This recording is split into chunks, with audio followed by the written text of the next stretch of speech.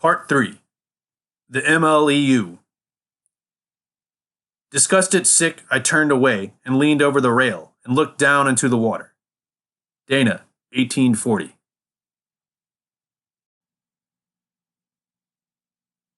Yawn 45, Mr. S. Never had I been more committed to doing good. Each Coast Guard experience I had thus far was in my wake.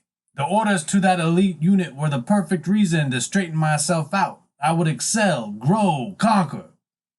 Leaving Yorktown, I had more vacation on the books. I took it all en route to my new permanent duty station in San Francisco. For a third time, I traveled solo across the country, this time taking it slow, no meth brain.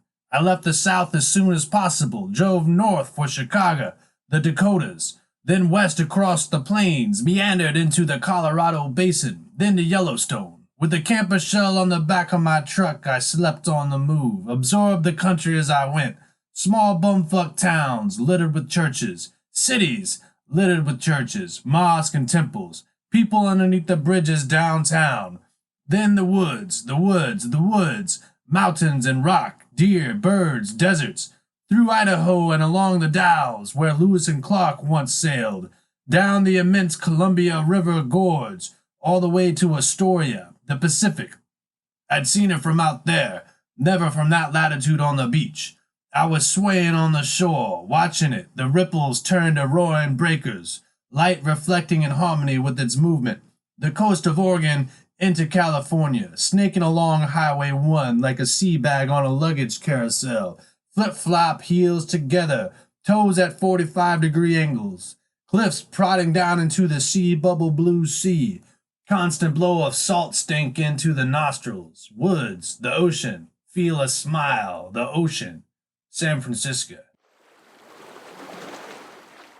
More pipeline meetings with people of authority. The captain was in an appointment, but he sends his welcome aboard. I could choose my route. In the engineering department, I could work with support, fix shit. In the operations department, there were 2 divisions, landside and waterside.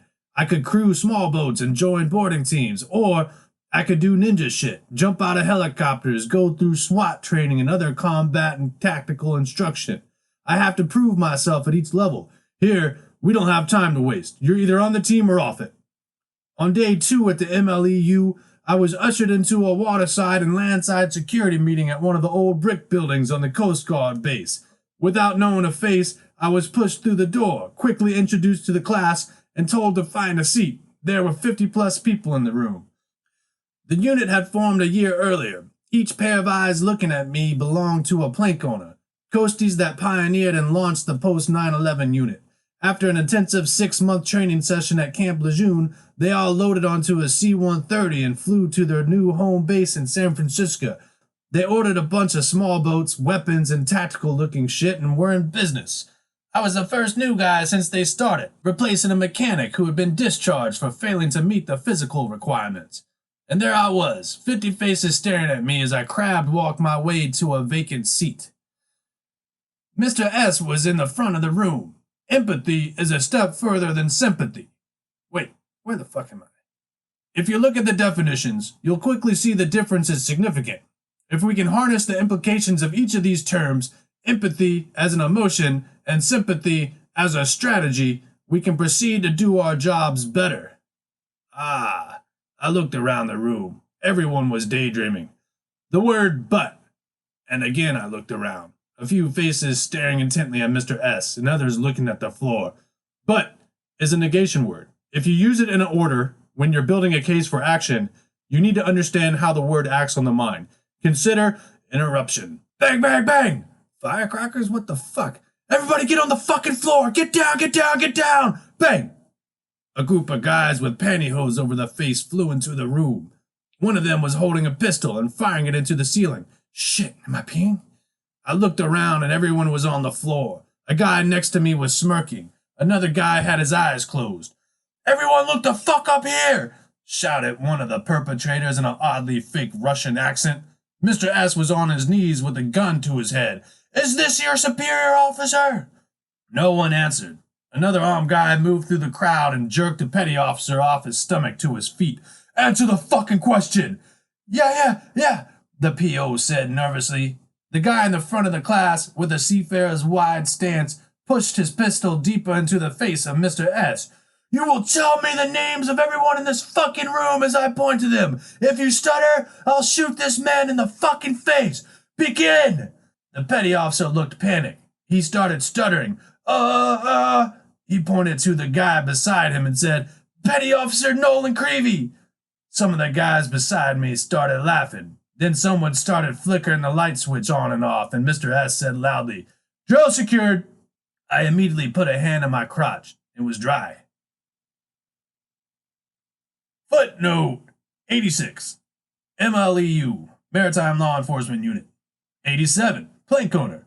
The word was once used to label original crew members of a wooden ship. The crew would have had to have been present during the laying of the ship's planks. Today, the Navy and Coast Guard use the term to signify a unit member was present when the unit or ship was commissioned. 88. Petty Officer, PO. Synonymous with an enlisted rank from step 4 to 9, E4, E5, blah, blah, blah, E9. Enlisted rank below all officers and warrants.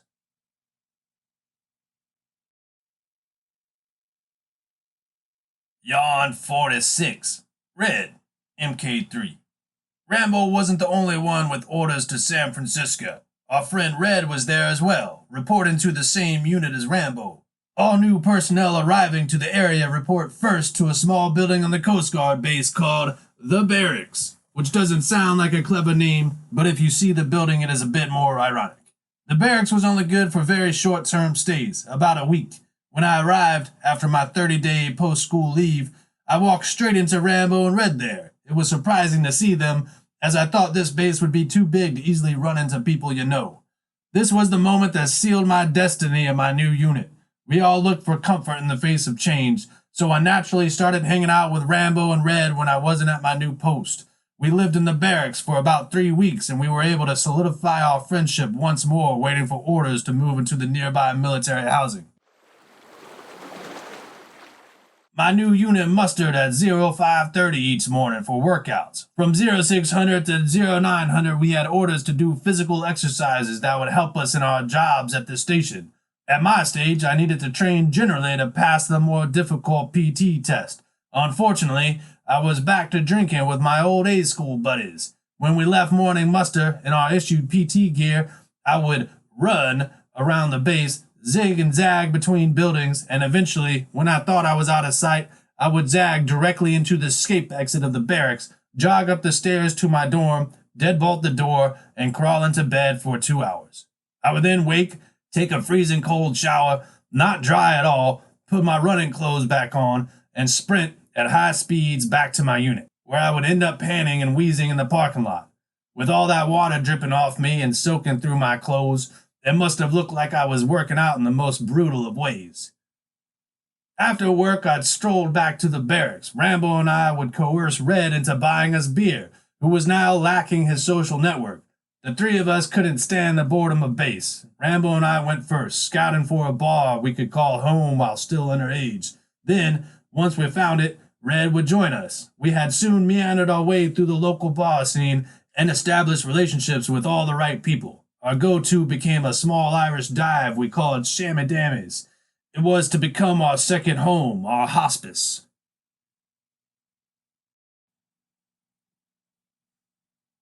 Yawn 47, EM3 Hunter. My strategy was to not make friends within my new unit. I didn't want them knowing I was a drunk in my free time. The first exception to this rule was EM3 Hunter, who became a quasi-friend of me in my early days at the unit. Hunter was a golden child at the unit.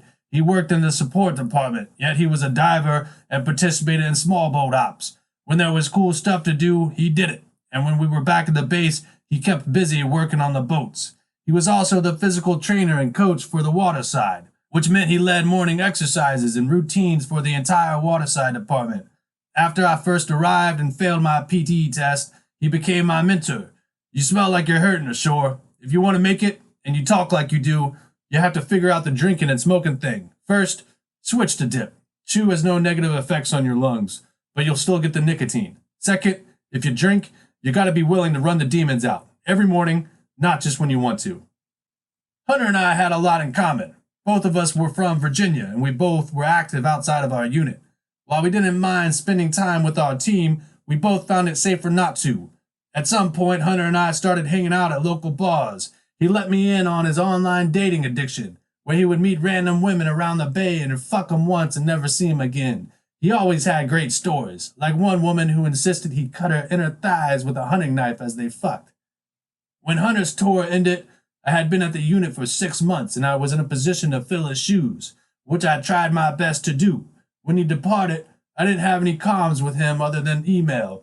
The last message he sent me was that he was in the market for a dog. Footnote 89. Golden Child. The mythical persona of one who will benefit all mankind, either through his warrior traits or godlike power. The classics are the children of God, Athena, Hercules. R.H. Dana silently paraded himself as a golden child.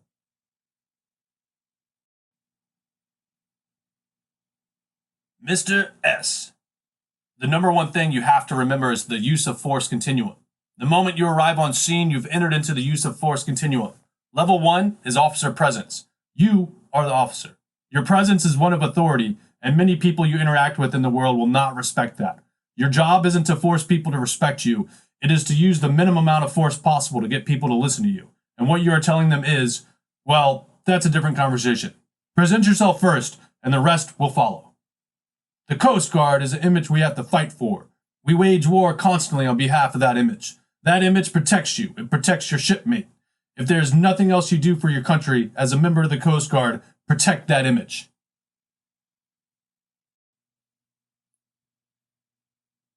Yawn 48. BM3 shivers. Jaw relaxed. Breath in, breath out. No movement of the head. More breaths. A forced swallow. Now he's moving his tongue around his mouth before he speaks.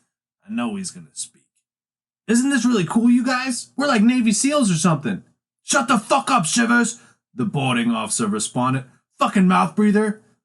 Our boat crashed through the crest of an unexpected swell, flew off the other side, and fell 5 feet. Our lights were out, and so were all the other boats' lights.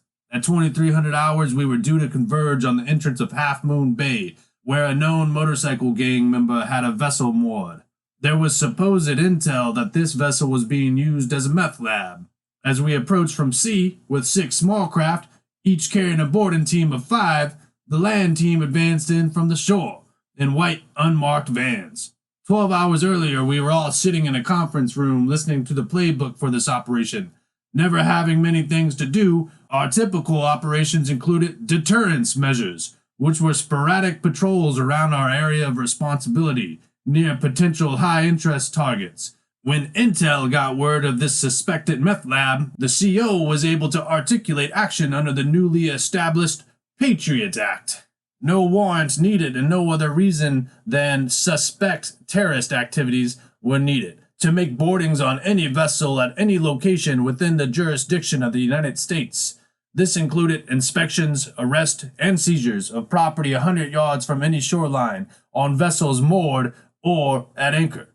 The intel we had, and the way our CO interpreted the Patriot Act, allowed us to use suspect meth lab as a suspected terrorist activity.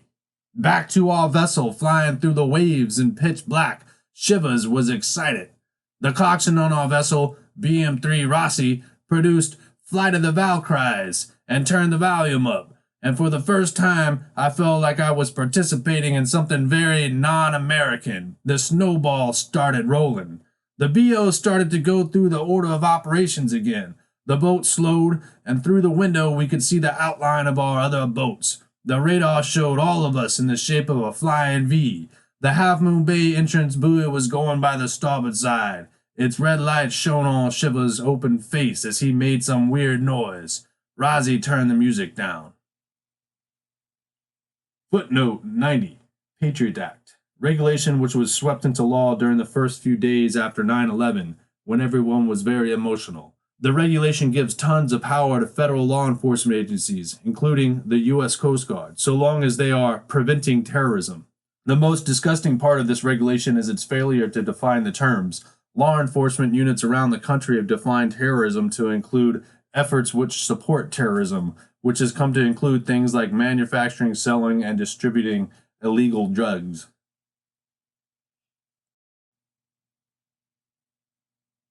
Yawns 49 to 52. Charles Black, fireman apprentice. He was the youngest of 4 Catholic brothers. His oldest brothers were legends in the Coast Guard. When Rambo and I met him, he needed a case of beer. On the way to play frisbee golf, we bought him his case of beer and he drank it before we made the course. He actually drank it on the freeway, in traffic, in less than an hour. As we exited the freeway, Charles opened the door, much to our surprise, and started vomiting beer foam. I need another case of beer. John Black, DC-3. I don't know where to start with John. He is one of the most kind, caring, sweet, drunken sailor type of creatures one could ever meet. As one of the middle brothers in the Black family, he had a guaranteed chance of joining the Coast Guard. His success rate of being kicked out was pretty high too. I don't recall meeting John. At some point I was just sort of living on his couch. He used to rub my back while I was puking. You want another beer, bud? There were a few rough nights at Coast Guard single housing where the alcohol may have been too much. There was always a boat returning or about to leave, reasons to drink everywhere. It's Monday. John and I used to buy boxed wine each Wednesday and spread Havarti cheese over French bread and have fancy pants Wednesdays. On one of these special days, we had chased a cat into a random house, cat hunting with butcher knives apparently. As we rounded the hallway corner and found ourselves in a stranger's kitchen, a husband-wife couple staring at us, we quickly shielded our giant knives behind our backs and apologized profusely. We backpedaled out of there. On another occasion, I had entered a who can hit harder match with my buddy Rambo. When my mandible became shattered and detached from my face, blood dripping out of every orifice of my head, John was there to rub my back again. Hey there, bud, you'll be all right. You want a beer? Anthony Black, DC-2. I didn't meet Anthony Black until I visited his brothers in St. Louis. Anthony was famous in the Guard because he had a watertight hatch fall on his hand as he scaled down a ladder. The hatch severed 4 of his fingers, and the officer on duty allowed him the courtesy to go to sick call. The medic at sick call almost threw up at seeing the spaghetti-looking hand, then sent Anthony in the ambulance to a neighboring Air Force Base hospital. The hand was somewhat fixed by Air Force doctors, and now Anthony has 3 fingers on his right hand that kind of work, though he says they are in constant pain. The other fingers are nubs, which stand out when he palms a beer. Anthony was the second oldest of the 4 Black brothers, and he refers to me as the crazy German every time we meet. We spoke about VA benefits, and unfortunately, Anthony says, the VA is a bitch to work with. I only was awarded 10% disability and I can't even hold a shovel, much less a welding torch. To successfully land VA benefits as a Coastie, you have to hound the VA and never stop pursuing your case. If they say no, apply again. When the DRO doesn't respond to your letter, write a second copy of it and CC your congressman. Never stop. We're all fucked because of this shit. Some of us have problems we can see. Some of us aren't so lucky. Bubba Black, DC-1. Bubba was the oldest Black brother. He followed his dad into the service, and when his father died young, Bubba decided to become a father figure to his brothers. He encouraged them into the Guard, and as many a sailor family do, the Blackies would then forever be sailors, drunks, and Catholics by birth. Yawn 53. BM3 Pond. Pond was a machine. He had body dysmorphia because he was made fun of as a kid for being fat, and ever since, he worked out a minimum of 4 hours each day. As part of the landside security team, dive team, and generally as a ninja, Pond was a motivating factor in my push to do more at the unit. In the locker rooms and on smaller deployments, I heard Pond talk about his adventure with women and late-night drunken depravities. Pond's words of encouragement to me were the same as Hunter's, to run the demons out, which was a reference to working out harder if you have a hangover. Pond could have a movie made after him. After the MLEU, he went on to be an AST, which are the Hollywood heroes of the Coast Guard, but Hollywood would never publish the best story of Pond's. Pond's tactical insertion. At a local bar in San Francisco, many of the MLEU crew had arrived at the same time, by coincidence. It was rare for so many of us to be drinking together, and amongst the party were both BM3 Shivers and BM3 Pond, who were not fond of each other in the least. The conversation was dominated by these two, and each time Shivers would speak, Pond would get annoyed and say something derogative towards Shivers. At some point, Shivers left to use the head, and he left his beer bottle sitting on the table. Without missing a beat, Pond dropped his pants, bent over, and inserted Shivers' beer bottle a solid inch into his asshole. He then sat the drink back on the table. The group all sat in amazement, processing what we just watched. Most of us actually saw the spit-lubricated penetration. Shivers returned to the table and drank from the contaminated bottle. We all stared on in total and aberrant awe as Pond fell to the floor laughing. He gained his composure after a long minute, stood up, leaned his elbows on the table, and looked deep into Shivers' face. As Shivers sat with his mouth ajar, Pond confessed his deeds in the most as a matter-of-fact and descriptive way. Footnote 91. AST, Aviation Survival Technician. Overly glorified position in the Coast Guard. Coast Guard Public Affairs uses the image of AST to represent the Coast Guard as a whole, which terrorizes the reality of the situation and confuses the troops.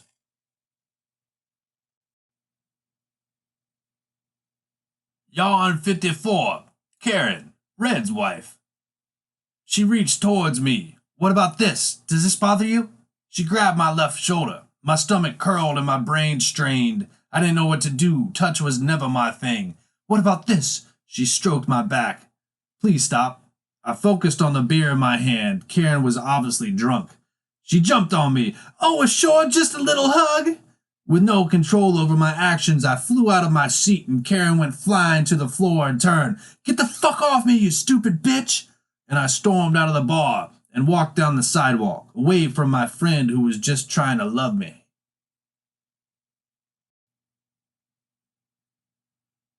Yawn 55.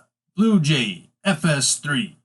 Blue Jay called complaining that our friend was marrying some bartender from Portland. He's worried we won't see him again. I think he's projecting his fears and anger towards Gilmore's wife. At the same time, I'm a little concerned Gilmore didn't tell me himself. He's like a brother. You better fucking tell me these things.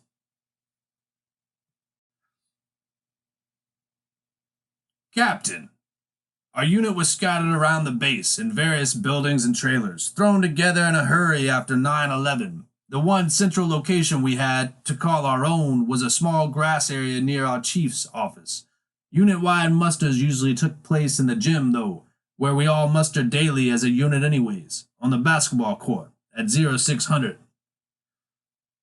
Okay, team, we trained hard. Each and every one of you is a vital element to our goal. The saying, as strong as the weakest link, is more crucial here than anywhere. The orders we received yesterday haven't made it out of my office.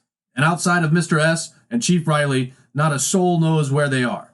This is the way it will stay, for security purposes. I want you each to tell your significant others the truth, that you don't know where you're going. And I want you each back here in 4 hours. This is our chance to... A basketball dribble started at the far side of the court, sneakers squeaking, both echoing loudly. This is the chance, the opportunity we've been training for.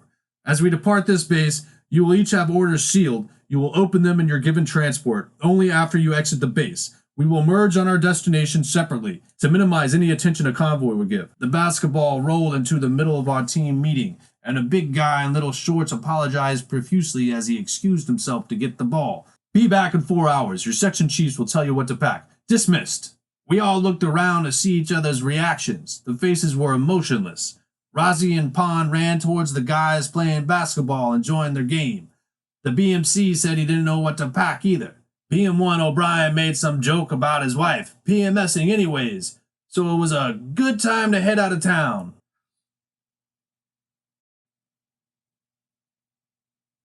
Yawn 56. Kurtz, BM3. Our MLEU had departed San Francisco as individual units en route to MLEU San Diego. Vans carrying crew last. The boats staggered every 15 minutes, K9 and weapons trailers every 30 minutes, all before the sun came out, to clear the Bay Area before rush hour. A few tire issues and head brakes, and we were all flocked together before we hit the Grapevine. Still a third class, still a BM, still in San Diego. BM3 Kurtz was spraying down one of the boats when we pulled into the parking area. I stepped out of the F550. I looked at him. He looked at me, spit something foul on the ground, then sprayed it away with the power washer. I should have walked away, but I couldn't help myself. What's up, BM3? How's that collar treating you? He looked down to his shirt. I couldn't help but cough out a laugh. He gave me an attempted mean look, a growl almost. I gave an overbearing smile. Footnote 92, Grapevine, an area where Highway 5 enters the southern portion of California's Central Valley.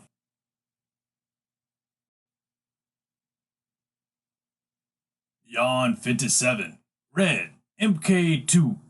They allowed me to lay my arms and head down at Shipmates. Most bars kick people out for falling asleep or looking like you're about to fall asleep. Not Shipmates. They knew me. The bar was forever sticky with smeared beer, smeared liquor, and old bleach water. My arms crossed in front of me, my head restless on my elbows. I could read the notes written on the dollar bills tacked to the ceiling. Shipmates was our first and last chance saloon. An emptying pitcher to my right, a glass with 6 gulp lines beside that, empty. I could feel Red's presence near, behind me. He was talking to the cute bartender. He was always talking to the cute bartender. Sunday morning. Shipmates hadn't opened yet, but we had arrived early to help set up. Karen had disappeared to the bathroom. At that point, I started assuming she was using some type of speed, though I never said anything to Red. The cottage cheese in my stomach, plus the fresh booze, was gnawing the ulcer pains I'd developed months earlier. I got up to smoke. Red followed me outside. Shipmates is in the heart of Alameda, a small island city in San Francisco Bay. Faces on the street all look familiar. A weather-worn and beaten homeless man shuffled across the street at the sight of me and Red leaning on the bar's window. Morning ashore, Red. Can you spare a cigarette? He was saying this as Red and I had already pulled out smokes and held them for Al to choose. He lived in the nearby bush and was just waking up to make first call at Shipmates.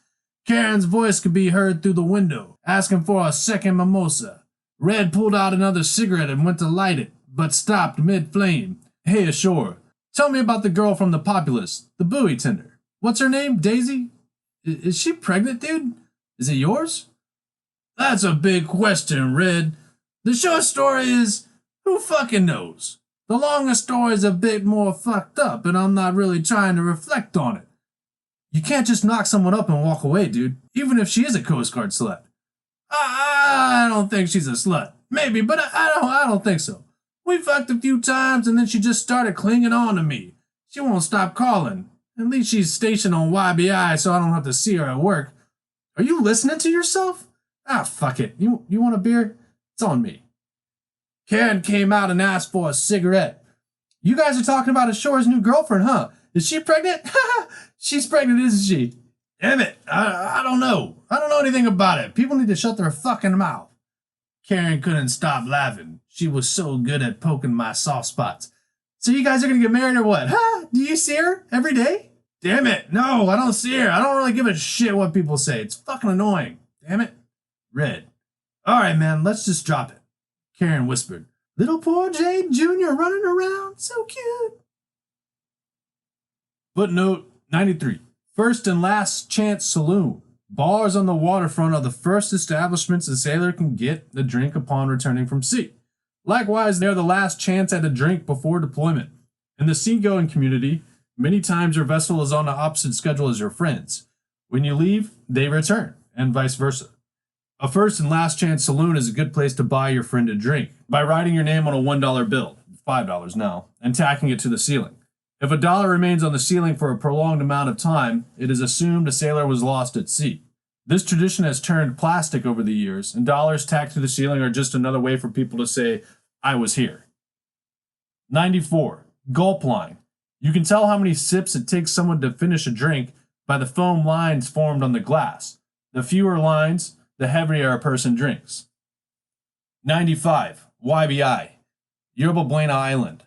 The San Francisco Bay Bridge tunnels through Yerba Buena Island, a natural island in San Francisco Bay. The neighboring and attached island is Treasure Island, which is man-made.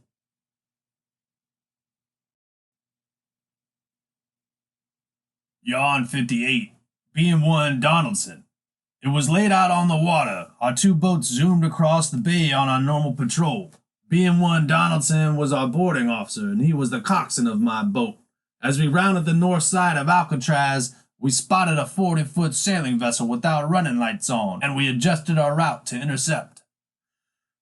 August West was the vessel's name. It brought a melancholy smile to my face, but I knew it would be beyond my shipmates. On board was a couple in their 50s, enjoying their evening. When we pulled alongside, the man aboard was quick to be annoyed. Donaldson yelled out his window, "Your lights are off!" The man disappeared into the boat, and the running lights came on. When he popped back out, Donaldson started going through his hippie smasher routine. "How many people do you have on board? Is there a problem? Sir, have you been drinking tonight? I don't understand your questioning. My lights were off. I'm sorry, now they're on. I asked you if you've been drinking tonight. Sir, go ahead and maintain your course and speed. I'm going to board your vessel. How many people do you have on board?" Donaldson leaned back into our cabin and asked our gunner to take the helm. He whispered to everyone, "I bet these fucking hippies have drugs on board. Want to do a bust?" We all looked at each other, and the general consensus was yes. Leave the fucking people alone, you fucking asshole. For our own safety, so the books say, we give each and every vessel a basic safety inspection. This includes an intrusive search of the vessel for possible water intrusion, to ensure the boat is seaworthy while we are on board. Our 2 boats sent 4 people to the August West, including myself. While the boarding team went through this inspection, Donaldson went through his set of questions. "Do you have a weapon on board?" "No. And what gives you the right to be doing this?" "I'll ask the question, sir. Do you have any drugs or contraband?" The man pulled a bag out of his pocket. "Well, I have this, but I have a medical card to go with it." "And what is that exactly?" "It's about a quarter of medical-grade marijuana." "Sir, I'm going to ask you and your passenger to place your hands on your head for me." "Wait, what? I said I have a medical card." "Sir, the possession of marijuana is a criminal offense. I'm going to have my officers accompany you until we get this sorted out. Petty Officer McFly, Petty Officer Ashore, can you go through what we've been training on?" He motioned to his handcuffs. "Wait a second. You can't do this to us. I have a fucking medical issues. I have a fucking doctor's signature on my card. I have fucking rights, you fucking fucks." Donaldson was the personification of all that I was starting to despise about the Coast Guard.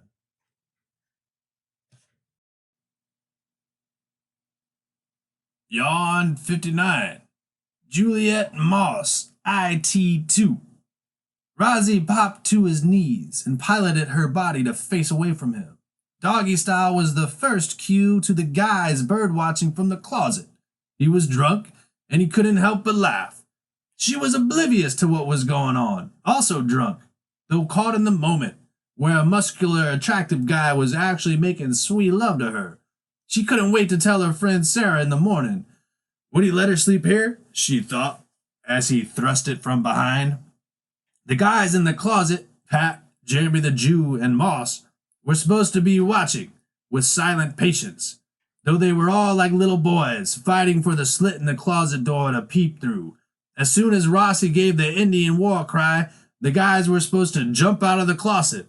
Rossi was taking his sweet-ass time, probably waiting to come, suspected Pat.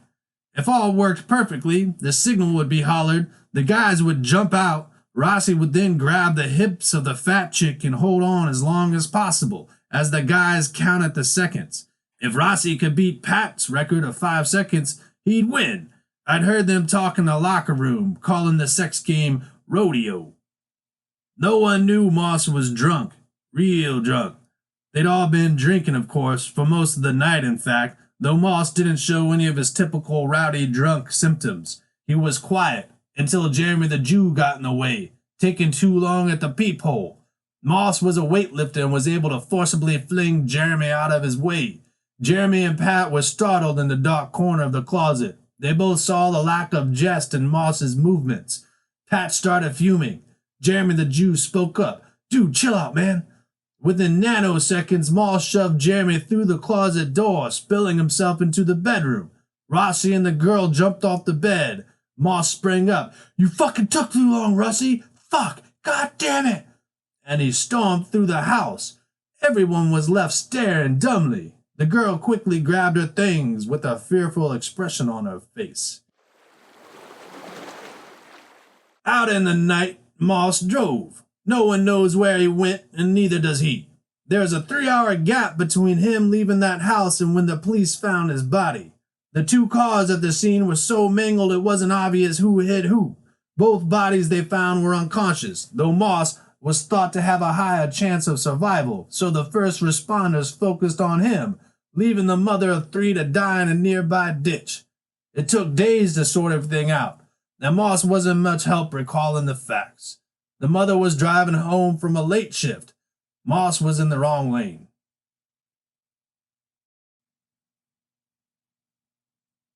Journal entry.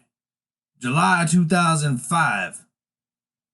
I'm in a Motel 6 near Camp Lejeune. Elfkin and I were sent here to complete tactical boat crewman school. It poured on us today. We were engaged in M240 training at speed and we could see the lightning in the distance. As the clouds passed overhead, the instructors gave us the option to keep training or head in. The humidity was as thick as fog. The typical machoism is here, and without delay, the guys all chanted to continue. Something about shooting an M240 is fun for people.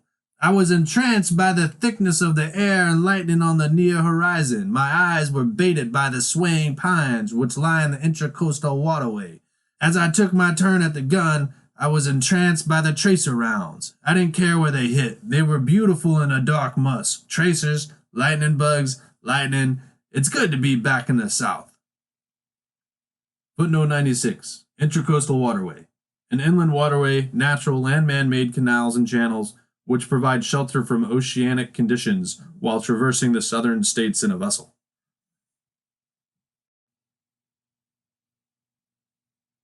Yarn 60. Ashore. Petty Officer 3rd Class. It was another HIV security zone. The normal protesters at the base's main gate delayed our release. These protesters were not equipped with nude feminists, no titties, no fun. We waited on station, 2 25-footers and the command center slightly upstream. The HIV was preparing to leave, so we heard, and the base in war for more alive with longshoremen. Earlier, a tug had approached our zone and we reached out on 13. Tug Patricia Ann, what's your destination? Silence. Tug Patricia Ann, Tug Patricia Ann, Tug Patricia Ann. This is the United States Coast Guard off your starboard bow. Again, this is the United States Coast Guard off your starboard bow. You are approaching a security zone. Respond, Channel 13. More silence. We all half expected the silence. It was always nearly impossible to contact the escort tugs on the radio. The tug captains didn't seem to give a shit about our orders, our zones, or our demands. They had real jobs to do. Then we tried on Channel 16. Tug Patricia Ann, Patricia Ann, Patricia Ann. This is the United States Coast Guard, United States Coast Guard, United States Coast Guard off your starboard bow. You must stop making way immediately until you are cleared to enter this security zone. No response. The coxswain became anxious and pulled our vessel into the track line of the Goliath tug. Rossi's phone was ringing nonstop during this and he finally answered it. We could all hear the voice at the other end. Patricia Ann is hailing you on 13, idiots. Turn your volume up. After a 3-hour delay in the embarrassing tug incident from earlier, we were all ready to go back to the hotel. There was a bar there with a good jukebox. The bartender was a sweet old hag who wanted to sleep with all of us, though I'm not sure if any of us did, other than Pond. We were waiting, and the relief was saying there would be another 30 minutes. I snuck to the bow and bent down below the gunwales and lit a cigarette. I stared at the crystal clear sky, swaying with the boat's motions. Abruptly, a double blast on a little foghorn sounded, passing starboard to starboard. I stood up and first saw the startled look on Rossi's face, then the same look on the B.O.'s face. I turned. A small powerboat was moving at 5 knots, about 50 feet off our bow. It was a Grand Binks with an older woman on the bow waving. My first thought was that we had missed spotting this contact. Second thought was that the other 2 vessels missed this contact too. The third thought was that if it was a hostile contact and moving at any significant speed, it would have passed us before we saw it. Boom! But it wasn't hostile. I threw my cigarette into the scupper, stood up and motioned for the vessel to turn port and continue going. I could hear Rossi's voice on the radio with the command center. The vessel was a cabin cruiser, manned by an old retired couple. a completely normal thing to see in that part of the world. The woman shouted as they neared. "What are y'all doing, huh? You're right in the middle of the river. Can't you give us some space?" I yelled back, "Ma'am, this is a security zone. Please have your coxswain maneuver your vessel to the north side of the channel." "Well, I just have no idea what any of that means," she shouted back to the man in the cabin behind the helm. "George, do you know what he's saying? I don't know what way north is." I pointed to the far side of the channel. "Move that way! You do not have authority to enter this area." She smiled and yelled loudly, now 20 feet off the bow. "Oh, all right. Well, y'all sure do look darling in your little uniforms and big guns. Thanks for the hard work. We'll just go the other way." Footnote 97. Many security zones the MLEU maintained in the first decade of the 21st century were accompanied by protesters. Feminists would often be amongst the protesters, topless, accusing the patriarchy and testosterone as the evil of the world.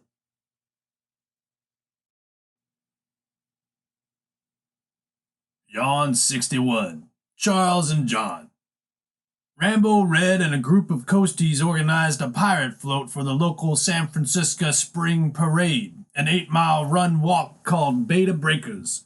The float was stolen from a lumberyard parking lot and was decorated with a keg and a cooler. Due to the nature of the track through downtown San Francisco, volunteers were needed to help pull the cart up and down the city's infamous hills. John and Charles Black asked me to go, and I said I'd drink on it. Dressed in a Speedo and floaties, lost and last, we pulled that busted cart for miles, behind 100,000 drunk and disgusting civilians. Through broken glass and urine, it was just a matter of time before we ditched. Charles went first, and he had a good excuse because he had lost his sandals a few miles before. His feet looked like they had just made it through Nakatomi Plaza.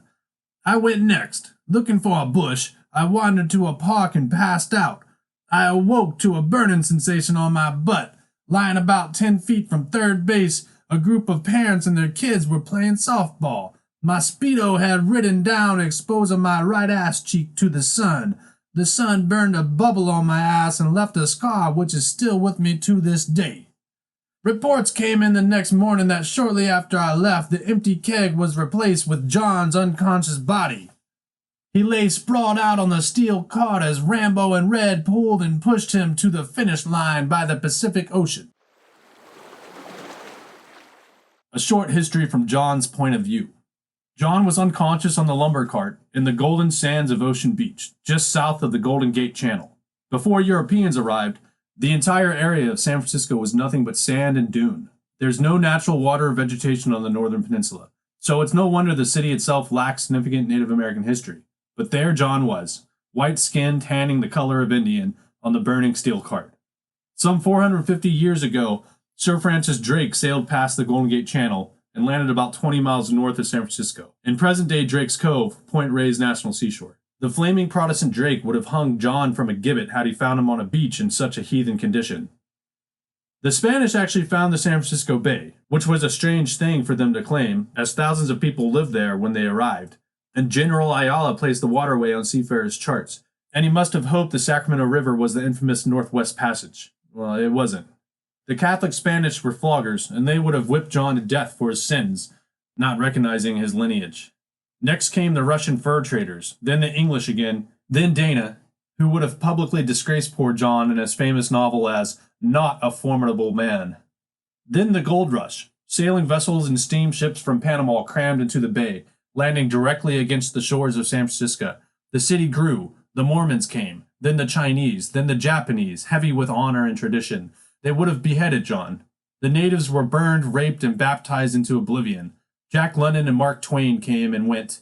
Alcatraz was built, its symbolic lighthouse. Then the Army Corps of Engineers, in a battle with the Bureau of Reclamation. The beach, the queers, then the hippies. Hunter S. Thompson showed. He would have thrown a bottle of water at John's head. Then the Civil Rights Movement, the UC Berkeley Campanile, also a lighthouse. Bridges, aqueducts, skyscrapers, technology, cell phones, smartphones. Then, and currently, John Black's drunk, unconscious ass half naked on a stolen lumber cart, and thousands of people just like him. Ocean Beach bums, sitting and watching the great mariners of the world, in the greatest and most significant port that has ever been and will ever be. Footnote 98.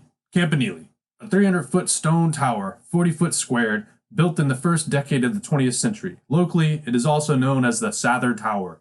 It can be seen from the Golden Gate, from its center look over the Alcatraz lighthouse, and it is there like a giant range marker, which is on purpose.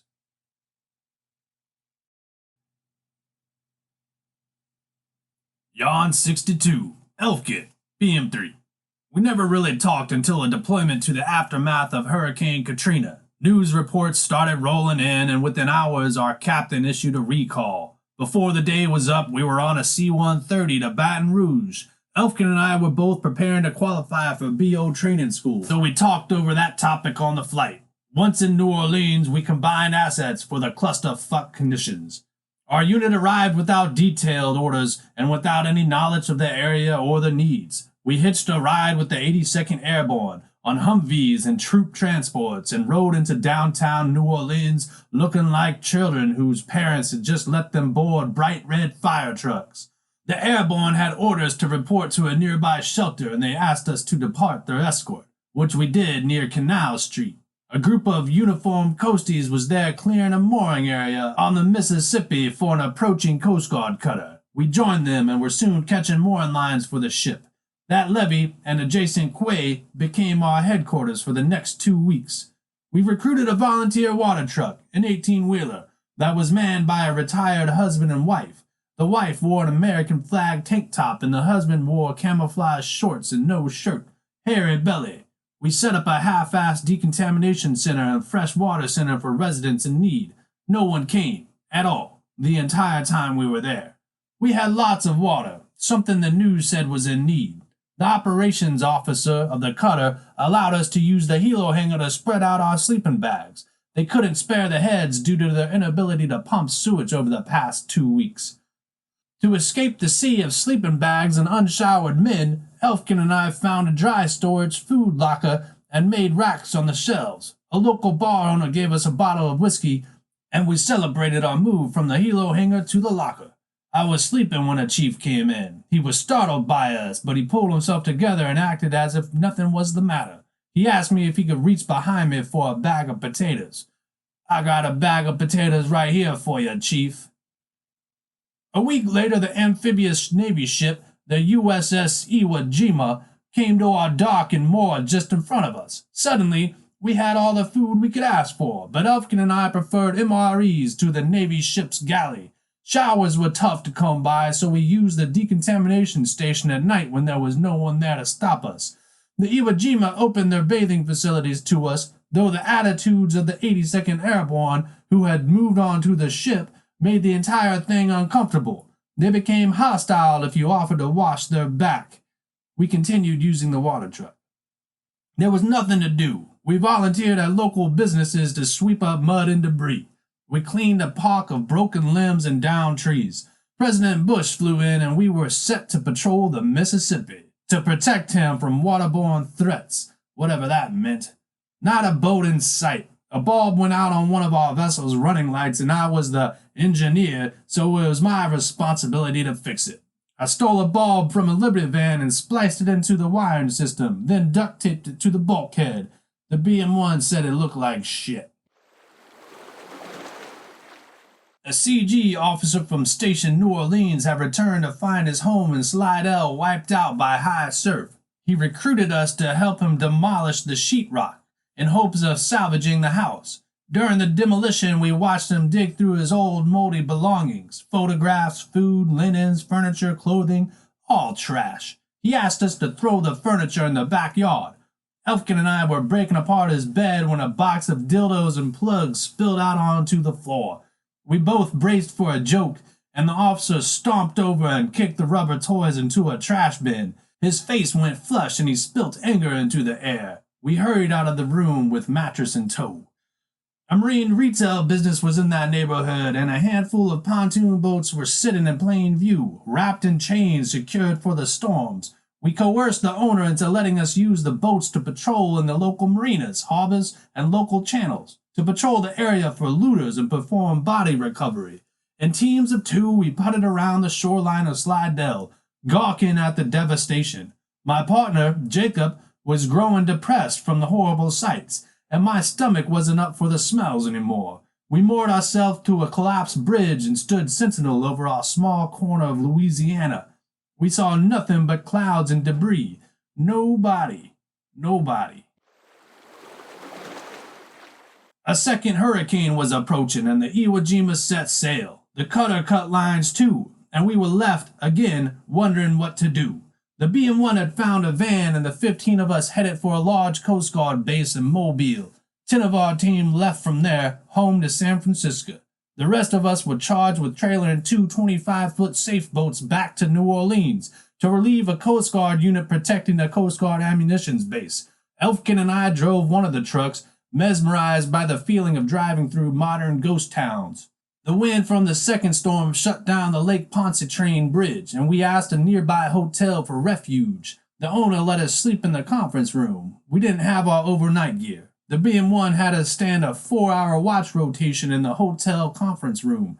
Elfkin and I spent the watch chatting to the hotel owner, a supposed widow who was looking for some fun.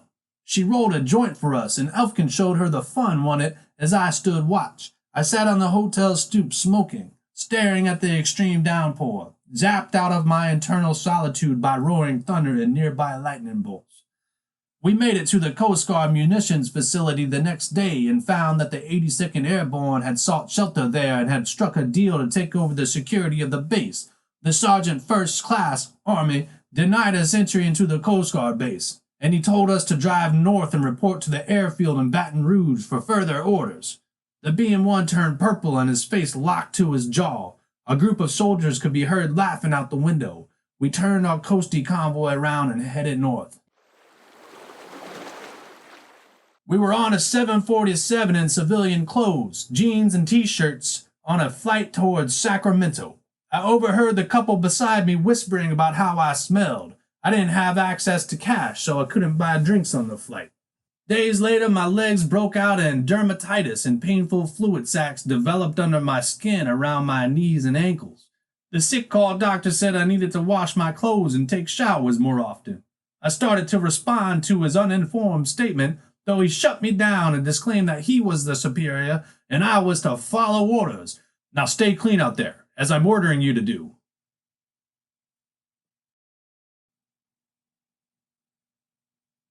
Yawn 63, ashore, pre-veteran. Veterans Day was approaching and the command volunteered 2 boat crews to participate in the San Jose Veterans Day Parade.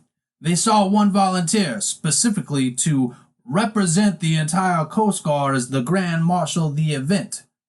Before EM300 completed his tour, he suggested I volunteer for everything to earn attention and trust from the command in order to be considered for more prestigious roles and operations. I volunteered. Decked out in dress blues, freshly pressed, complete with a dozen ribbons on my chest and flask in my back pocket, the boat crews dropped me off at my designated location. My point of contact, Erica, an obese, anxiety-filled woman, found me by sight and started giving me the rundown of the day's events. A stretch Hummer would carry myself and one member from each of the armed forces. Our float was the first in the parade. I handed her the personal bio I'd been asked to write, and she quickly read through it. Were you in Afghanistan or Iraq? Neither. Well, this float's for veterans of foreign wars. A sense of distress started building in my stomach. Calmly, and with an annoyed look, I said, I was just told to write a bio and arrive at this location. I wasn't given details. Shit. Well, it's too late now. Just get in. And she directed me towards the other service members, all of whom just overheard our conversation. As I walked past them, I reached deep in my pockets to find something to distract my mind. I apologized for the confusion. The limo was stripped of all its food and beverage compliments, so I pulled out my flask. At some point, we started moving. Erica asked us to stand up and hang out the sunroofs. As we waved to the little kids with giant stuffed animals, wife-beater-wearing guys with obese spouses, and old people in traditional veteran get-ups, the Navy guys started talking to me. So why'd you get in if you aren't a veteran? The limo stopped in front of the grandstands. 4 bios were read. I stood like a doofus, waving at the people who waved at me for 5 prolonged fucking minutes. Plastic cheers from the plastic crowd. My bio was not read. We started moving, and I sat down and pulled out my flask. The remainder of the parade, I watched the waist and legs of 4 superbly dressed military members. My flask emptied. Erica kept glancing up from her laptop in my direction, rolling her eyes. Her sigh could be heard each time, above the noise of the party outside. MK3 Pojak Ashore. Bio. Enlisted in September 2002, Anchorage, Alaska. Born and raised in Goochland, Virginia. Petty Officer Pojak Ashore has made multiple deployments on a 378-foot cutter ranging from drug interdiction in the Sea of Cortez to immigrant recovery off the coast of Costa Rica. MK3 Ashore completed a 93-day deployment in the Bering Sea, conducting fishery patrols and joint operations with Russian icebreakers. In 2003, Ashore's cutter, the Thrill, was assigned to the Gulf of Alaska to protect the oil refineries at the onset of the Operation Iraqi Freedom. In 2004, he graduated from Machinery Technician A School to become a petty officer 3rd class.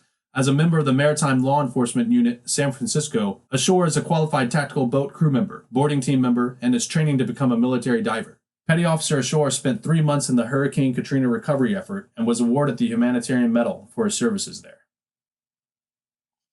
Footnote: ribbons. Small pieces of fabric little girls and dirty hippies put in their hair.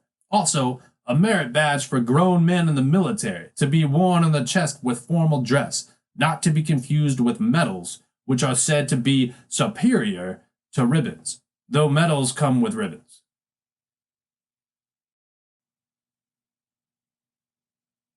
Yawn 64. John, DC-2. John had a black CJ7.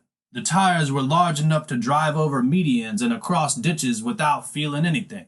Because John and Charles were on sister ships and their deployments were staggered, Charles had a key to John's Jeep.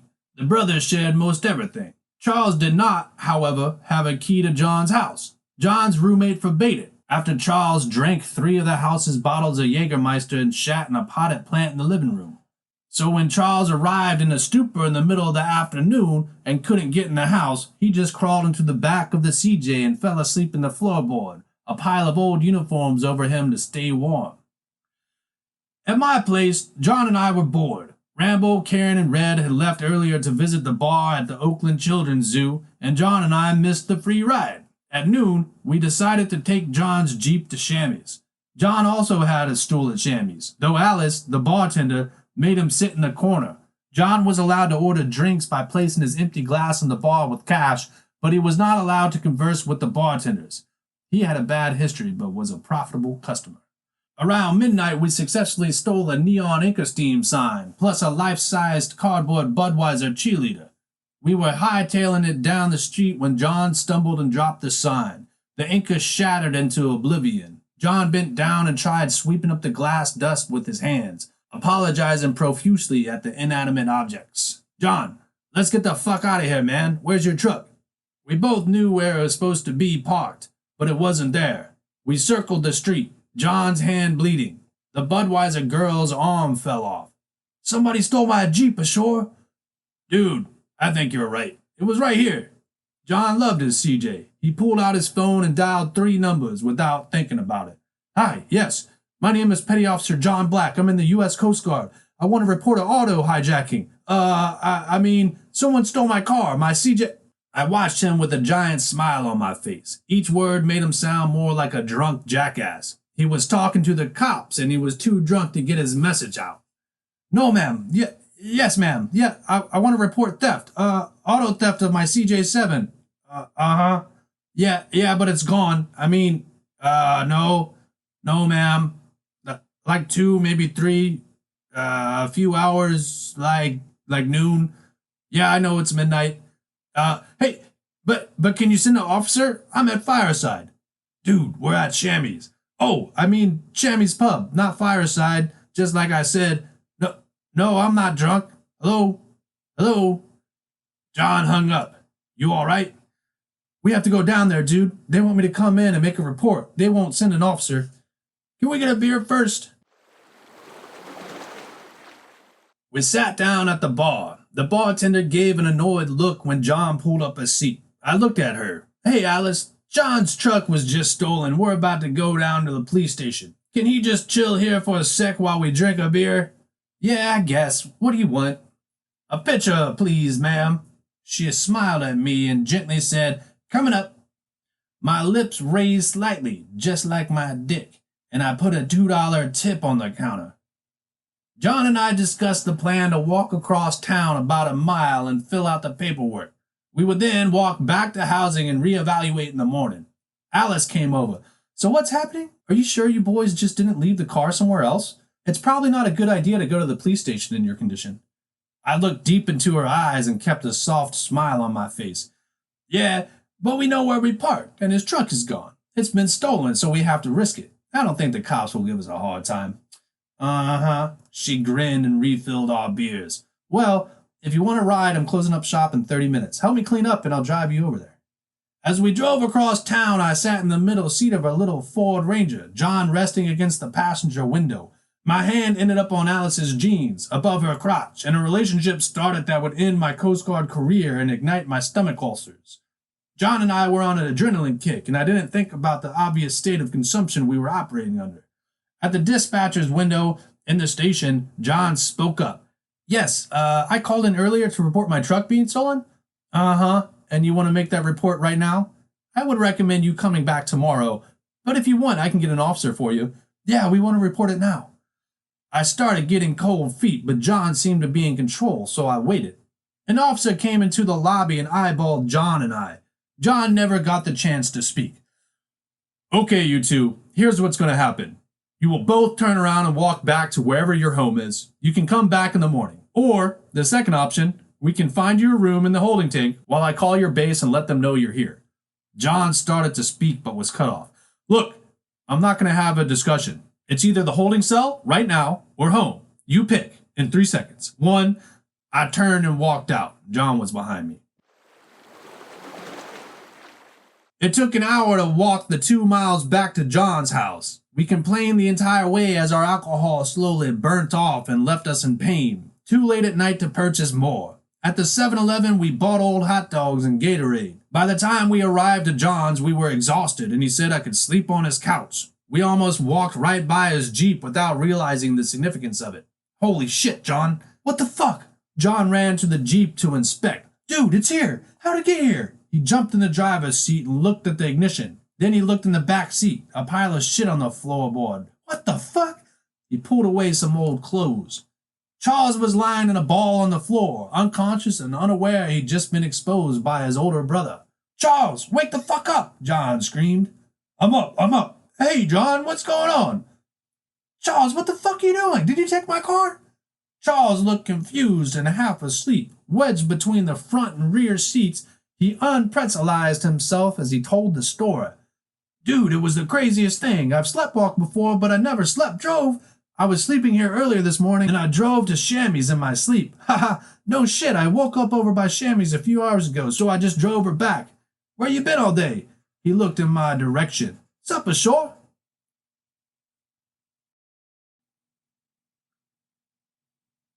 Yawn 65. Pond. BM2. Each dive team member had to give approval before they would grant me final permission to attend dive school. Pond was the last to sign me off, and he took me for one last workout. Run those fucking demons out ashore! Mile 8 and he was having me sprint. My calves were dry from a dehydration, but I pushed on to his commands. Stop! Get down, get down, get down, get down, get up, get up, get down, get down. Ready? Push-ups. Begin. 1, 2, 3, 1. 1, 2, 3, 2. 1, 2, 3, 3. Is that all you got, you fucker? You think you can get through dive school? You're gonna drop out on the first day if you show weakness like this shit. Get the fuck up. Get down, get up, get down. Let's go. Keep up with me. I followed Pond 10 miles that day, and we did over 100 push-ups, sit-ups, and flutter kicks. When we turned back towards the base, we were 2 miles away, and he picked up his pace. You better beat me back ashore. Everyone is waiting, and you better get there first, or you're out. Pond was a machine. If he wanted to, he could have skipped at a faster pace than me, non-stop. I wasn't used to long distance, specifically not 10 miles. My asshole was burning. My nipples were burning. My calves were tight. I had extended my contract with the guard by a year and had trained 6 months to get signed off to go to dive school. So I did what anyone would do. I forced my body to shut up, I put my lungs into overdrive, and started sprinting. Pond was right beside me. That's all you got? That's it? I could hear him panting and his strides adjusted. Some sort of second or third wind came over me, and I felt a relief of pain and a fresh dose of exhilaration. I widened my pace. I could see the Coast Guard's base bridge, and I picked up my speed even more. I could barely breathe. Mr. S was by the security gate and waved us through. Pond was cheering at this point. Go, go, go, go! I rounded the last corner, and there were the 4 other members of the dive team, and about 10 other guys from the unit chanting, ashore, ashore, ashore, ashore. I sprinted directly past the parking lot and collapsed in the grass. I made it. I fucking made it. I laid heaving, my chest about to burst. Mr. S jogged up beside me with an envelope. Your orders are in here, ashore. I'll throw them on your locker. Good job. That night, full of energy and adrenaline, I went home to my new girlfriend's place, Alice's. We had been seeing each other on and off for a few weeks, and I had committed to loose monogamy. At her house, we opened a bottle of tequila, and I started switch hitting. Shots for beers, shots for beers. I felt untouchable. I had quit smoking a few months before, though I decided I could have one in celebration. I stepped onto her front porch and lit a cigarette. I was pacing back and forth, daydreaming, when my right foot slipped off the porch ledge and slid a few steps. I caught myself on the railing. The top of my right foot was in pain instantly. I didn't know it, but a stress fracture had spread across the arch of my foot. 3 weeks later, in the middle of dive school, I reported to the sick call with an unbearable amount of pain in my foot. After x-rays, they would tell me I could go on medical leave and probably never become a diver, or I could suck it up. Sucking it up cost me a permanent limp, and pains that spread from that.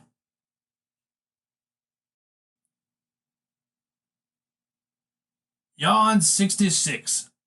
ETNF3 Gobi, diver. The Navy guys were all small, averaging 5'5" at 140 pounds. Cut, trim, hilarious. Moving around the showers amongst these sailors was dangerous. They didn't talk much about work life. All submariners, they were at dive school for reasons which they wouldn't discuss. Classified, I assumed. They had no issues with physical touch, slaps, play. The motto of the day was always, it's not gay if the balls don't touch. We'd wake up and run, do some push-ups, runs, sit-ups, run, pull-ups, run, Indian runs, cadence calling, let 'em kill, let the Marine Corps kill, from the east to the west, U.S. Marine Corps is the best. More running, swimming, hands aren't allowed to break the surface, breath holds, fist in the gut, instructor on top of you, holding you down, feel comfortable and relax as things get dark, bubbles, then air, breathe, yells in your direction, push-ups, get up, get up, get up, get down, ready, begin, 1, 2, 3, 1, 1, 2, 3, 2, 1, 2, 3, 3, etc. Coax Gobi into head into bars after our evening class. Spring in Panama City. Drunk would happen fast. Bodies craving calories and sleep. Wake up, run, sit-ups, push-ups, vomiting shirt. Slime slides down belly into tighty whities, out of the bottom of the UDTs. Down running legs, chunks of french fries and stomach bile. Let 'em dig, let 'em dig, let the army dig. Ashore, what the fuck does the Coast Guard need divers for, ashore? You guys ever go in the water above your waist? Gobi was our cadence caller, and he'd bust my balls every chance he could. All right, people, nuts to butts, nuts to butts. You have 5 minutes to take your shower and be at your desk. I want to see skin 30 seconds ago. Let's do this. Go, go, go. Who wants to go to the bar with me tonight? Gobi? I'm buying. Footnote, UDTs, hot shorts, originally worn by naval underwater demolition teams. They are now worn by many military units that have standard physical exercise regiments.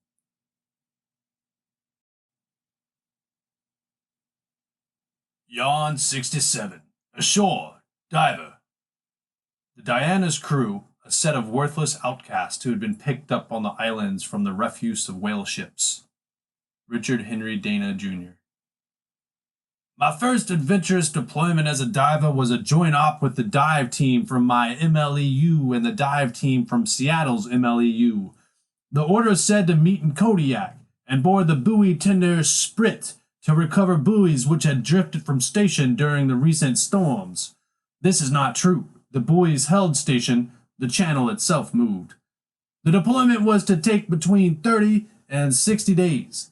My excitement was through the roof, though I was a bit nervous of what Alice would say, as I had just returned from Florida's dive school weeks before.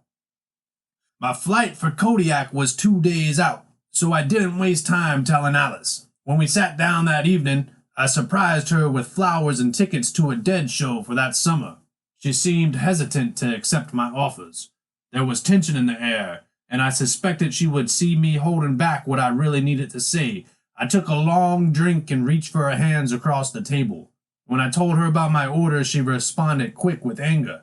Caught off guard, I stood up to leave. "No, wait, don't go," she pleaded. Then she showed me a positive pregnancy test. In Kodiak, my mind was full. We were training daily and prepping our gear for below freezing water temps. Shadowing my team, I offered no meaningful feedback, nothing social. I knew I was proven to be a disappointment to my dive officer.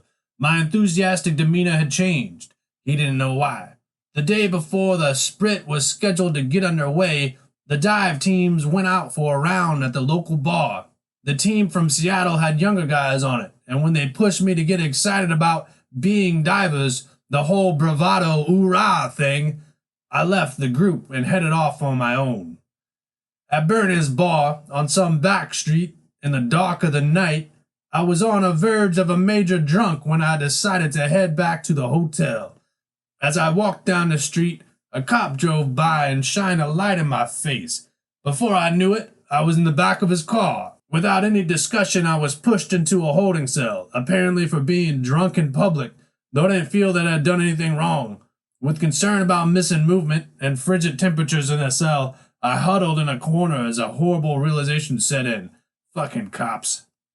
About an hour after arriving, a second man was thrown into the cell beside me. Soon, 2 officers appeared. One claimed to be the sheriff. He said there had been a mistake and I was picked up as meeting the description of a vandal in the area, the guy who was just thrown in the cell beside me. When I said I had to catch a Coast Guard ship within a few hours, the sheriff apologized profusely and said he'd drive me to the hotel. On the way, he reminded me that I was obviously intoxicated and the police had a right to keep me regardless. I made it to the hotel at 0300. At that point in my career, I had never been late, never received a negative write-up. The following morning, I woke up to a phone call. I was late to muster by 30 minutes. I was out the door, no shower, no shave, smelling like ass in about 5 minutes. We walked on the boat as a team late because of me. We set sail for the Aleutian Islands, a massive hangover now in tow. As the lowest ranking member on the team, I berthed with the ship's non-rates and lower level petty officers. During dive school, I quit smoking, but I was back to it. From the rails of the Sprit's fantail, I leaned, stared, and blew smoke through the falling snow. The shoreline was always within sight. It drifted by, our heavy steel hull rolling 10 degrees back and forth. The mountains of Alaska, little huts with chimneys puffing, ice floats, trawling boats in the distance.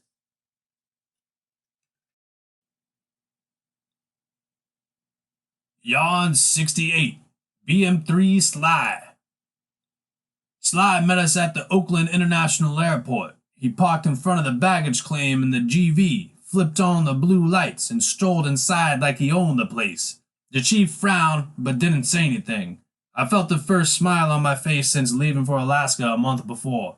Sly started shaking our hands and welcoming us back home. He was a genuinely nice guy. He wanted to know about our adventures. The chief and the GM1 said they were anxious to see their families, so they assigned Sly and myself to wait for the baggage and to get it safely stowed back on base. They left for the taxi platform. "Dude, how was it?" "It was good, man. Alaska always seems to calm me. It's hard to find any sense of peace in the world, and Alaska does that to me." "What's up, man? You seem off." Sly called my bluff. "Shit, dude. I'm carrying a heavy load, brother. The dive chief is pissed because my head's been in my ass the entire trip. Fucking Alice is pregnant. The bartender? He started laughing. I think I need to marry her. At least the BH will make things easier. The baggage carousel warning light and buzzer alarmed, and the conveyor started moving. Dude, slow down, brother. I don't know the details or anything, but it sounds like you're trying to rush into something. My head's a wreck. What the fuck do I do? I know she's panicking. She would hardly talk to me on the phone. Look, man, I went through something similar before I failed out of college. Everything worked itself out, and I never had to talk to that chick again. I think you just gotta slow down, man. An emotional urge flushed over me, and I couldn't fight it off. I gotta go smoke real quick. Heading back to the base, I was lost in thought. I knew Alice was gonna be at work, so I anticipated going to Shipmates. Despite Sly's words of wisdom, I'd made up my mind to ask Alice to marry me. The BAH level would bring over $2,000 to my base pay, and that provided comfort would, in theory, help our relationship. So what do you think about Olympia? I looked over at Sly cautiously. What about it? Well, they're saying it could take weeks or months, that the dive team will be the first ones to leave. My heart skipped a beat. Wait, what the fuck are you talking about? The Olympia trip next week. The dive team is leaving with the armory this weekend. I saw your name on the list, bro. Olympia, Washington? What the fuck? When did this happen? They told us a few days ago. Apparently they're expecting major protests and they want an entire MLEU on location.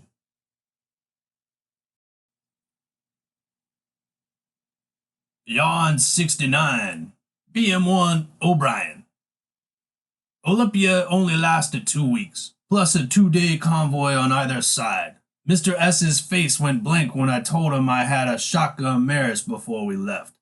On the deployment, volunteers were asked to leave early and I was first to pipe up. Mr. S said I'd committed to being a diver and I was obliged to do just that.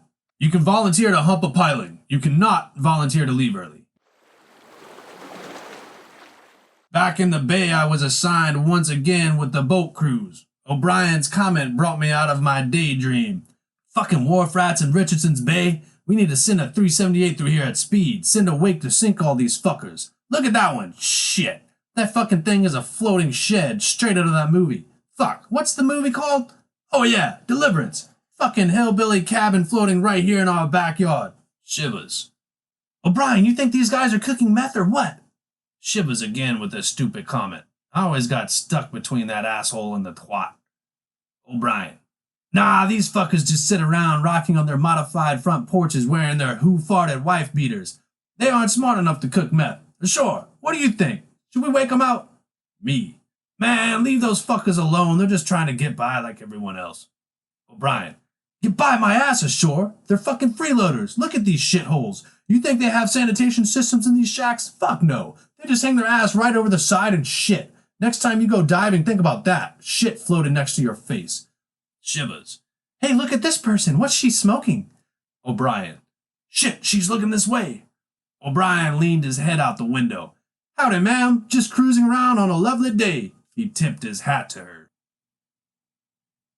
Footnote 101. Hump pilot. A diver wraps arms and legs around a pylon and moves up and down. This would effectively find an IED if one were attached to the said pylon. 102. Wharf rat. See Jerry Garcia's sketch. August West.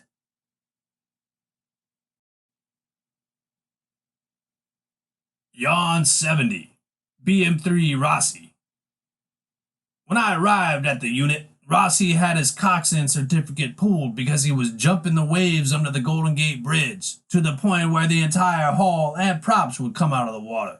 The command had just given his cert back and I was put on his boat crew for a special deployment into the Sacramento Delta, an area of the world known for rednecks, meth, and fishing. It takes about an hour to get there going 30 knots by boat. We were going to patrol a specific area where massive populations of drunk boaters tie up and anchor for the 4th of July weekend party. When we arrived on scene, we were completely caught off guard. There were thousands of small watercraft anchored, moored and grounded in one small lagoon that had waters less than 4 feet deep. Our objective was to show presence, and it was decided we would take our 2 boats straight through the middle of the crowd. We were the only law enforcement there, and a majority of the rednecks had never heard of the Coast Guard, much less knew what our jurisdiction or authority was. Because of the nature of the crowds, the boarding officers had a crew member man the M240 on the bow of the boat, not because we needed it, but to protect it in case some drunk jumped on our boat. I was volunteered for the job.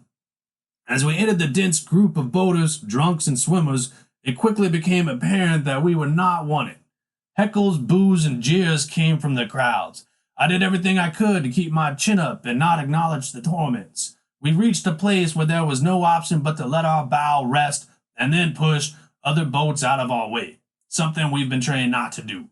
At that moment, a group of bikini-clad girls on a jet ski started yelling at me. "Hey, cowboy! Nice big gun you got there! You compensating for something?" I looked down to avoid eye contact. "Aw, you sad now? You gonna cry?" I pulled myself together and looked in their direction and gave a half-assed awkward smile. They started laughing profusely. More jeers from the opposite side of the boat, and I decided to turn that way. I then found a comfortable way to lean on the M240. So embarrassing. Over the next 30 minutes, Rossi got the boat through the crowd. He pushed the throttles open all the way home. No one talked for the 60-minute trip. As we pulled into the Coast Guard base, Rossi broke the silence. "Has anyone heard the rumors of another San Diego deployment?"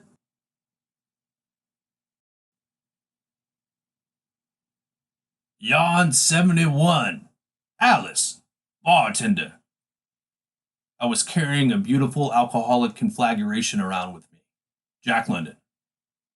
She was soaked in sweat as she rode his dick harder and harder. She clawed at his chest. He held her hips and thrusted upwards each time she pounced down, up and down, up and down. Her breasts were small enough to not hurt her as she bounced, but they were present enough for the stranger to reach up and grab them every so often. She couldn't help but be distracted by the fact she was fucking on the pool table again.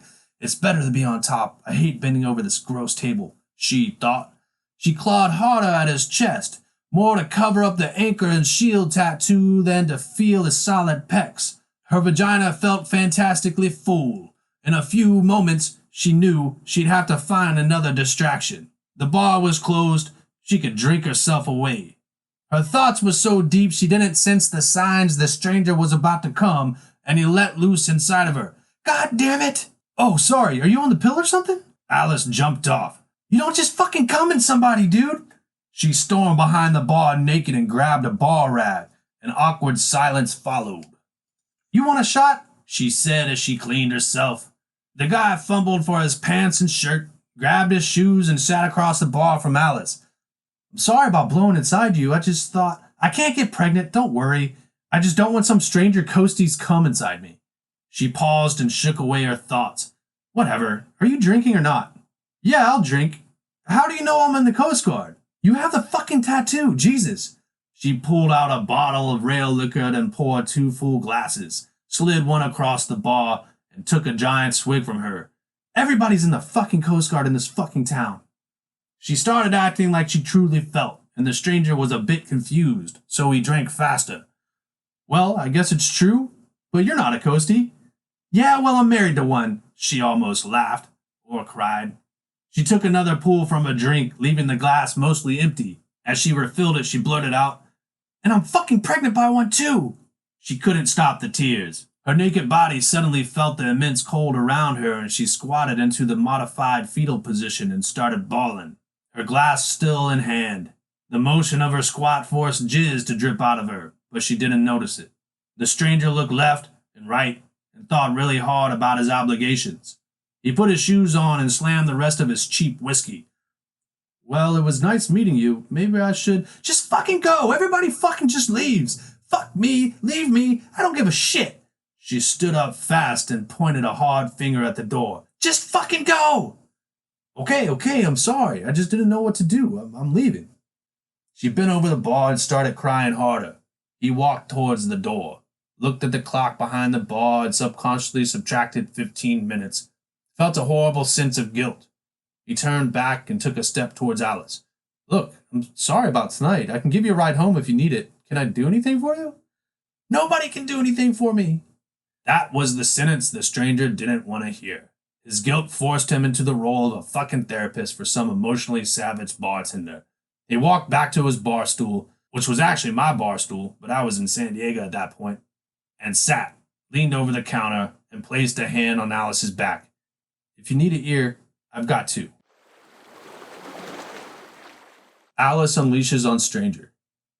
My dad was an overweight corn husker that drank too much. I couldn't take it. My twin sister and I ran away for her boyfriend's house in Lincoln. We hitched a ride with a trucker on Highway 80. I'll never forget it. Jesus. He said he'd take us as far as we wanted to go, even to San Francisco, if we made it worthwhile. In the 4 days it took us to make it there, it was so gross. In the city, he stopped in the hate to buy speed. That's when we met Alan. Alan was a kid on the hate that took me and Sarah under his wing. That's my sister's name, Sarah. He was cool. He taught us the ropes, where we could pitch a tent, how to use the YMCA for their free showers, how to score cheap weed, and how to sell it. Within a few months, Sarah and I had a name for ourselves. We ran the Masonic Corner, right outside of the brewery Magnolia. You know the one? Anyway, we sold weed during the day, got fucked up at night, and either crashed in the park or made our way to the dirty scumbarred motels. You know the ones? Anyway, we did that for years, it seems like. We were 16 when we arrived on the hate. I was arrested a few times. Ha! It was crazy. 10 times better than being around my ass-slapping dad. Fuck the system, man. It's all fucked. Then Sarah met some dude that got her hooked on meth. Just like them all. They started slow and laugh about it. She started selling this shit. Did a few weeks in Bryant Street. Then they let her go because of her age. She was hooked on it. Got pregnant twice. During her second pregnancy, I told her we were getting out of there. I landed a job here and moved out into the slums in Oakland. Over on Mead, you know? Have you heard of it? Anyways, she can't get clean. Her kids are with my mom now. I was always the good one. Always. I never touched that hard shit. Well, I dabbled at shows, but who doesn't, right? Sarah started using needles a few months ago, and I kicked her and her zitty boyfriend out. Fucking gross people, man. Right? And that's about the time I met Pojak, and I thought, the stranger jerked away. Wait, what? Ashore? Alice's story came to an abrupt halt. They both realized their situation instantaneously. Hey, I think I should really go now. He finished his drink, unbolted the door, and walked out without looking back. Through the frost glass window, she could see a silhouette quickly walk by. She stood stiff, frozen, still naked, for a long moment, then started crying as she refilled her glass.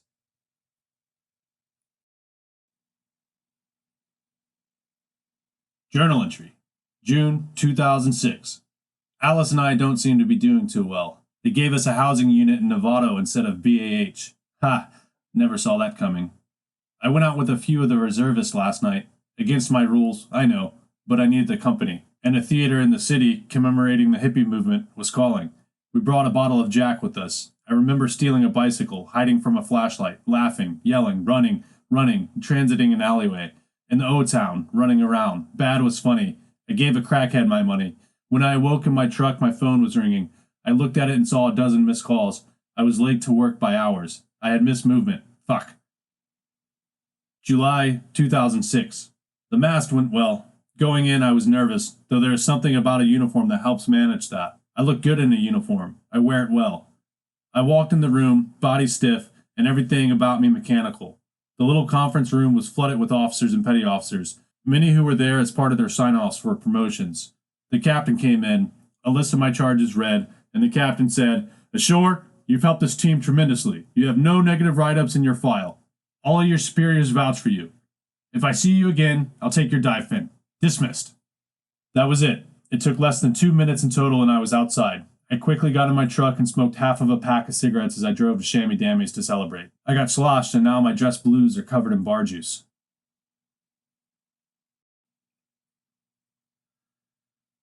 Yawn 72, Rambo, Karen, and Red. You look like shit ashore. Yeah, well, some people like their cucumbers pickled. I don't think it's funny. Red, tell him he looks like shit. You look like shit, dude. I raised my hand in the air and snapped. The waitress looked in our direction. Una mas! She was probably gonna spit in my drink, but I didn't care. What's everyone up to over the holidays? We're going to the Tahoe A-frames again. Rambo's going, aren't you, Rambo?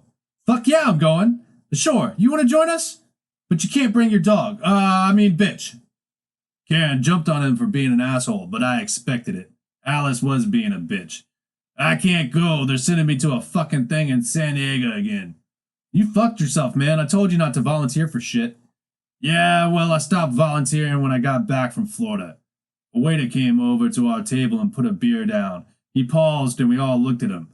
Hey guys, we know you come here a lot and we appreciate your business, but we're gonna have to cut off your friend here after this round. He looked at everyone but me, then walked away. What the fuck did I do? Dude, you're fine. They're just being assholes. Let's go to Chamois. Oh, no, let's go to the fucking moon tree. Karen jumped at Rambo. He's not fine. Tell him he's fine and he's gonna think he's fine. Ashore, you're a shipwreck. You look like shit. You smell like shit. You can't make it through a sentence without slurring or yelling at someone. What the fuck happened to you? I stood up and looked in my wallet. No cash. Fuck this. I walked out and headed downhill.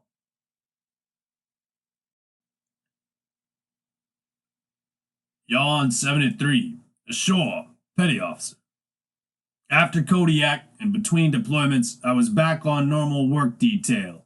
Alice was emotional, pregnant, and worried, and getting married seemed a thing to do, and marriage was supposed to come with more money in the form of BAH. A month after our courthouse wedding, we were denied BAH and assigned a Coast Guard housing unit. I was given temporary assignments to Seattle, followed by San Diego, Concord, and San Diego again. At some point between those deployments, Alice decided to abort and hide the procedure from me as a miscarriage. I missed movement and was masted. I began to suspect Alice was cheating. Our phone conversations were never pleasant. The short stays at home between deployments were full of fights and accusations. Our marriage from months earlier was finished before it really started. I had extended my contract by a year to go to dive school. Not only that, I had given my word to my command that I wanted to do more, to participate and help the unit grow. Each night, away and home, I'd find escape at dark bars, and there I'd consolidate my dissonance by drinking. After arriving home from a deployment early to surprise Alice on Christmas morning, I found her in our bedroom with some guy, his IHOP waiter uniform on the floor in the living room. I walked out of the house, found a liquor store, bought 2 jugs of wine, and proceeded to drink. My contract with the guard flooded with booze, quick, sinking.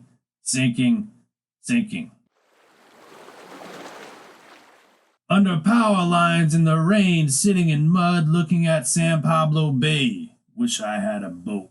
My focus was a disaster. I used every ounce of strength to block my thought process. Alice was still at home, Guy there too.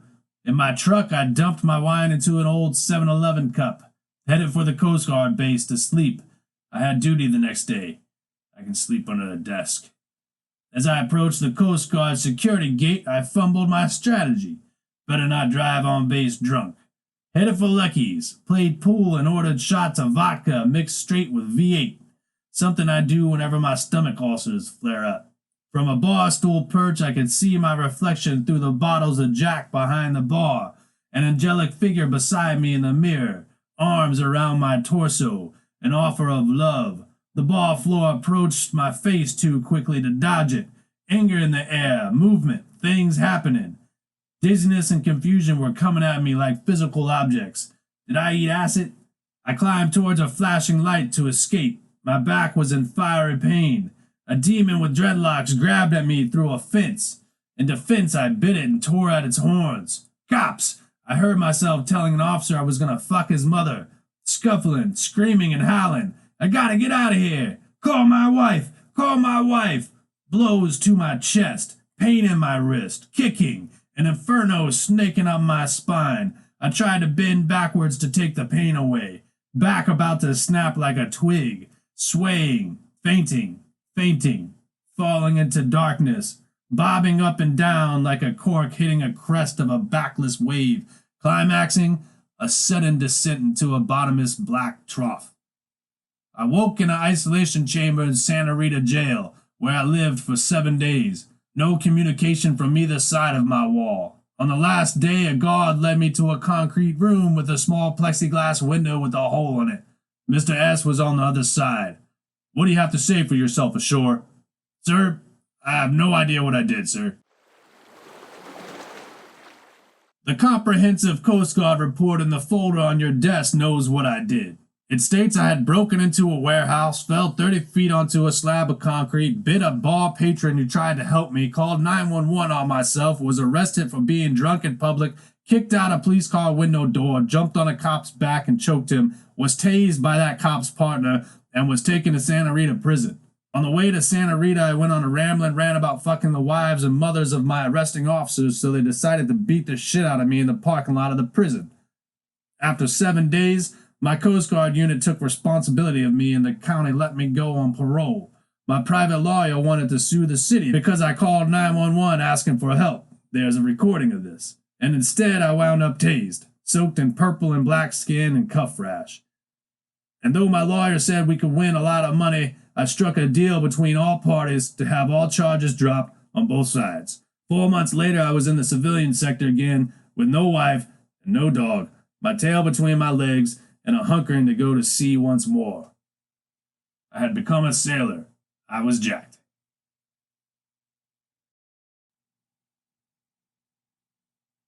Journal entry. February 2007. My second mast. More sharp uniforms and ribbons. He took my dive pin as he said he would. Not that it matters. He put me in line to be discharged. Guess he could have given me the brig. I'm not sure I care anymore. They have me going to rehab next week. I suspect Alice will disappear by then. I fucked a fat girl last night and wrote a song about it. I've been drinking my whiskey with every morning cup of Joe, staying drunk and dirty listening to David Allan Coe. And I've been smoking non-filtered, drinking the bar dry, hiding in dark alcoves when I need to get high. But I'm scared of the silence when you can hear yourself sigh. On the walls I write, I don't miss you, but I know it's a lie. So I think I'll go and fuck me a fat girl, maybe a whore or two, anything to ease this pain to stop thinking about you. Well, you left in such a hurry. Where you went, I know. It's been tearing apart my heart, already punctured my soul. You know what I'm missing. You know it's not fear. Haven't had a real woman in nearly a year. So I think I'll go fuck me a fat girl, maybe a whore or two. Anything to ease this pain, to stop thinking about you.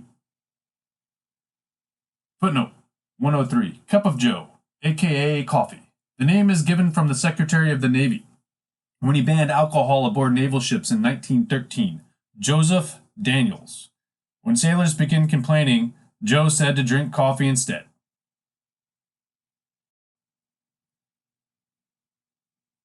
Mr. S. Out of rehab, I had another week in the guard before my discharge was complete.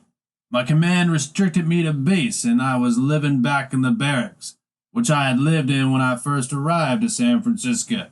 One morning, I was walking down the sidewalk in uniform, and I passed by Mr. S., who had left our unit months before my destructive episode. I saluted and said, "Hey, sir." "Sure, I wanted to talk to you." I cut him off. "Sir, I'm sorry for what I did." He cut me off. "I don't give a fuck what you did." It was the first time I'd seen him emotional. He was mad at me, disappointed. "I'm missing my dive watch. I last saw it in the gearbox after our Seattle dive. Would you happen to have it?" By the look on his face, I could tell he lacked all faith in me. His assumption was that I stole his watch. I was taken aback. I hadn't given him any reason to assume I was a thief. "No, sir, I haven't seen it, but I can look for you." "Don't. If it pops up, you can leave it at the front desk in Building 11 for me." Footnote 104. Taken aback. When your sails are pushed backwards, so they rest against whichever mast or spar hold them.